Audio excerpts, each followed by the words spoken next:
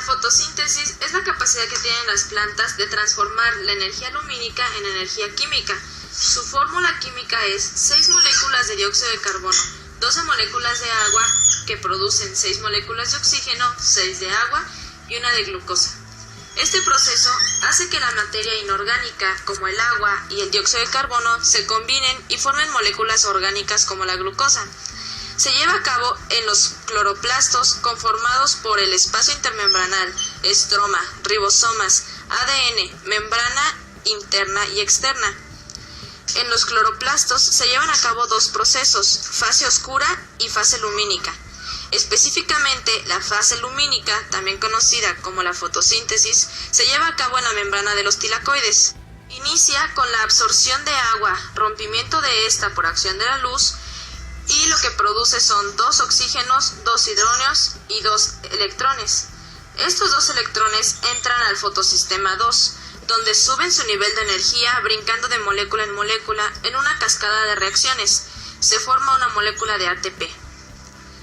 Luego entran al fotosistema 1 por acción de la luz y vuelven a brincar de molécula en molécula.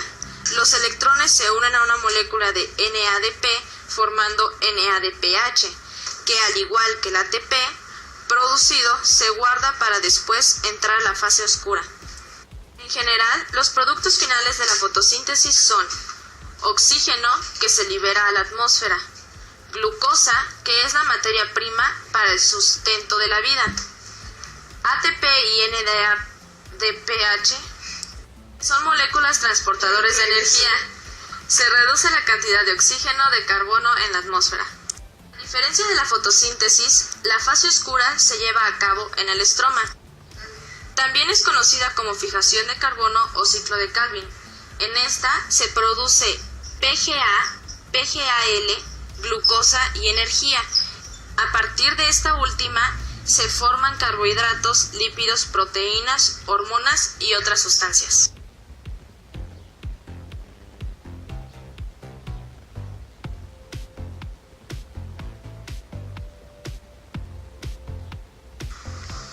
La mitocondria. La mitocondria tiene forma alargada y una matriz que es la parte interior donde se produce el ciclo de Krebs. Después, tiene una membrana interna y una externa. Entre ellas hay un espacio intermembranoso mitocondrial. La membrana interna tiene una forma rugosa, que forma crestas, las cuales tienen incrustadas las estructuras que sirven de eslabones dentro de la cadena de transporte de electrones. Los complejos proteicos que intervienen en la cadena de transporte de electrones son el complejo 1, llamado NADH deshidrogenasa, el complejo 2, o succinato deshidrogenasa. Después está el complejo 3, o citocromo BC1. Después tenemos el complejo 4, o citocromo oxidasa. También hay otros elementos importantes, como la coenzima Q o ubiquinona, y el complejo del citocromo C. Otro muy importante es el complejo de la ATP sintasa. El proceso inicia cuando el NADH se oxida a NAD y cede 2 electrones al complejo 1, los cuales pasarán a la coenzima Q, después al complejo 3, después por el citocromo C al complejo 4. Al final, se unirán a media molécula de oxígeno y a 2 protones, produciendo agua. Conforme los electrones van pasando a través de los diferentes complejos, se va produciendo un bombeo de protones hacia el espacio intermembranoso, de forma que se generará un gradiente electroquímico entre el espacio intermembranoso y la matriz. El complejo 1 bombea 4 protones, el 2 no bombea ningún protón. El complejo 3 bombeará 4 protones y el complejo 4 bombeará 2 protones. Por lo tanto, a partir de un NADH se bombeará un total de 10 protones. En el caso de FADH2, este se oxida en forma de FAD y cede 2 electrones al complejo 2. Los electrones pasan a la coenzima Q y siguen el mismo proceso que los que procedían del NADH. Un FADH2 solo bombeará un total de 6 protones. El complejo ATP sintasa permite que los protones que fueron bombeados vuelvan a la matriz. Cada 4 protones que pasan a través de la ATP sintasa hacia la matriz mitocondrial generarán la energía suficiente para la síntesis de un ATP a partir de un ADP más un fosfato inorgánico. La replicación es la formación de 2 cadenas derivadas de la propia cadena de ADN. Una de sus características es que es semiconservativa porque una cadena madre dona una hebra a cada una de sus hijas. Bidireccional porque en la horquilla de replicación sucede en 2 direcciones. Y por último, semidiscontinua porque tiene una cadena continua que viene de la hebra molde y una retardada que viene de la hebra codificante. El proceso de replicación comienza con la enzima helicasa, que rompe los puentes de hidrógeno entre las bases nitrogenadas, la topoisomerasa, que libera la tensión, y las proteínas SSB, que impiden que la cadena se vuelva a unir, formando así una horquilla de replicación. El ADN polimerasa no puede iniciar por sí sola la síntesis de una cadena de ADN y necesita del primer o cebador que inserta la primasa y a partir de esta ya se pueden empezar a replicar. Dado que las cadenas de ADN son antiparalelas y que la replicación procede solo en la dirección 5' a 3' en ambas cadenas, una cadena formará una copia continua, mientras que en la otra se formarán una serie de fragmentos cortos conocidos como fragmentos de Okazaki. La cadena que se sintetiza de manera continua se conoce como cadena adelantada, y la que se sintetiza con los fragmentos de Okazaki se conoce como cadena atrasada. Cuando la polimerasa toca el extremo 5' de un cebador, se activan otras enzimas que remueven los fragmentos de ARN, colocan nucleótidos de ADN en su lugar y la ADN polimerasa entra de nuevo para quitar los fragmentos de Okazaki, para que una enzima ligasa los una a la cadena en crecimiento.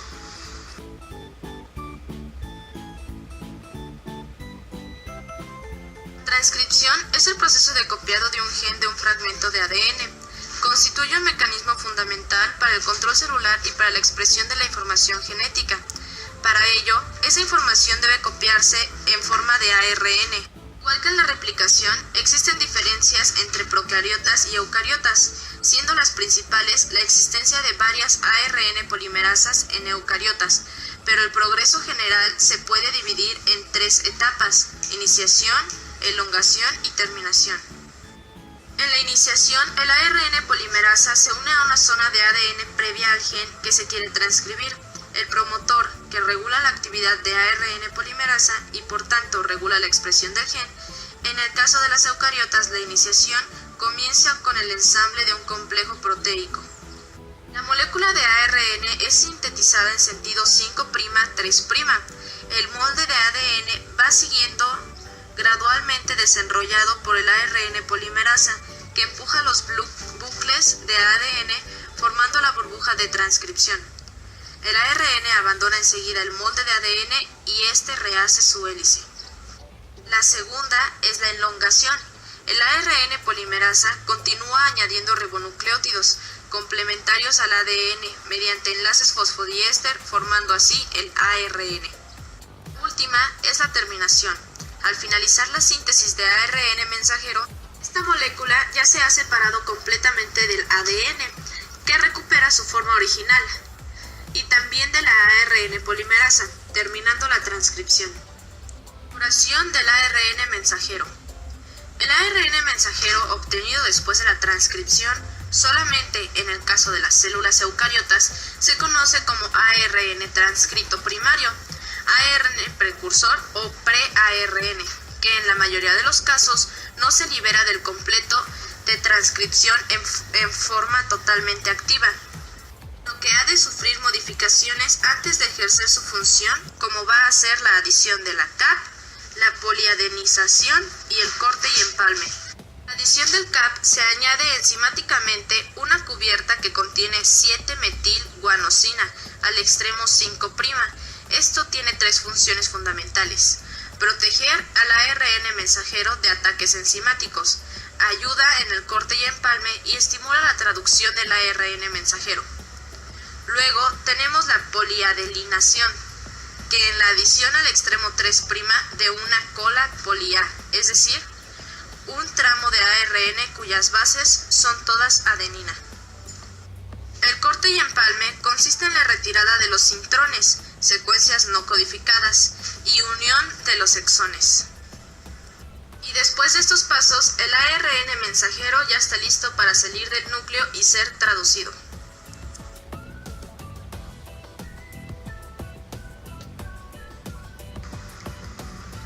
La traducción es un proceso que consiste en la conversión de una secuencia de nucleótidos de una cadena de ARN mensajero en la secuencia de un aminoácido de un polipéptido.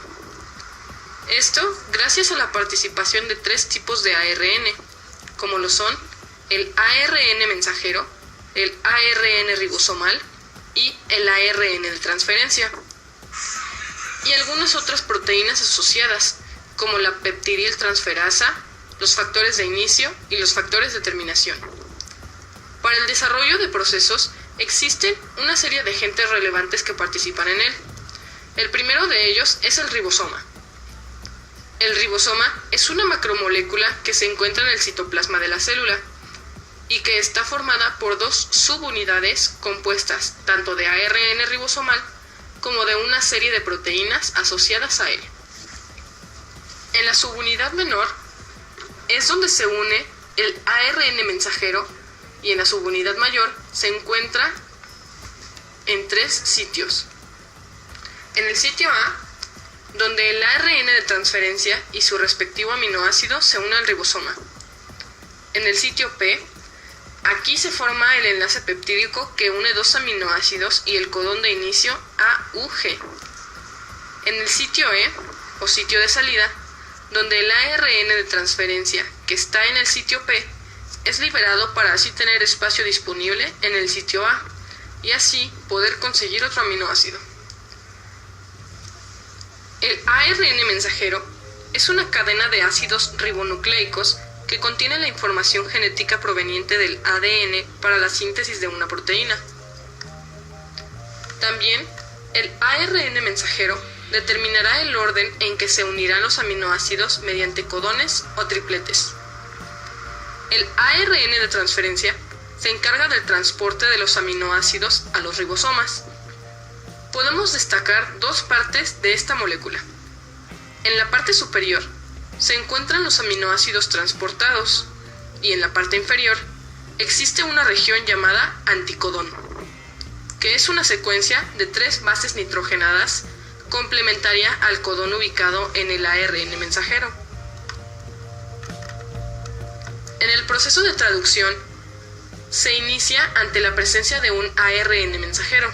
Entonces, es cuando las subunidades del ribosoma se ensamblan uniéndose la subunidad menor al ARN mensajero, quedando el codón de inicio siempre en el sitio P. Luego de esto se une el primer aminoácido. El ARN de transferencia posee un anticodón complementario. Cuando llega un segundo aminoácido, se debe unir al sitio A en su región codón-anticodón. Y ante la llegada de un tercer aminoácido, surge el proceso de la elongación. En él, el ribosoma se desplaza hacia la derecha para dejar libre el sitio A y que se pueda unir el nuevo aminoácido que está entrando en el ribosoma. El aminoácido que se está uniendo al ARN de transferencia, que está ahora en el sitio E, es separado de él y se une el aminoácido que tiene ARN de transferencia, que está en el sitio P, mediante un enlace peptídico creado por la peptidiltransferasa. Luego, el ARN de transferencia, que se encuentra situado en el sitio E, que es el de salida, debe ser expulsado del ribosoma para que pueda seguir la elongación. Al repetir una y otra vez estos procesos, se van generando cadenas peptídicas. Al final, llega al sitio A el codón de término, el cual no se unirá a ningún ARN de transferencia, puesto que no hay ningún aminoácido que codifique con esta secuencia. El proceso de elongación continúa hasta que salen todos los aminoácidos.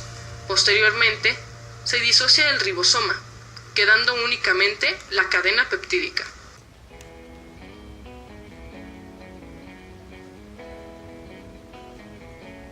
El ciclo celular.